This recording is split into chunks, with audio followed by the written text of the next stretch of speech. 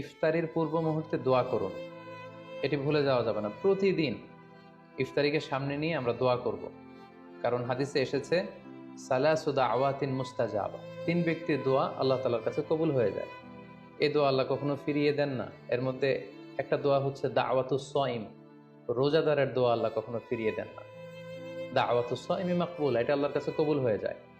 ঠিক ওই মুহূর্তটাতে আল্লাহ তাআলার সফট কর্নার খুব বেশি গ্রো করে, আল্লাহর রহমতের দরিয়ার মধ্যে একটা অভাবনীয় জোশ পড়ে যায়। আল্লাহ তাআলা এই দৃশ্যটাকে খুব দেখতে পছন্দ করে, যে বান্দা সামনে খাবার নিয়ে বসে আছে, শরবত নিয়ে, পানীয় নিয়ে বসে আছে, ক্ষুধায় তৃষ্ণায় সে জর্জরিত, সে চাইলেই সামনে থেকে নিয়ে মুখে তুলে খাবারটা খেতে পারে, কিন্তু সে আমার ভয়ে খাচ্ছে না।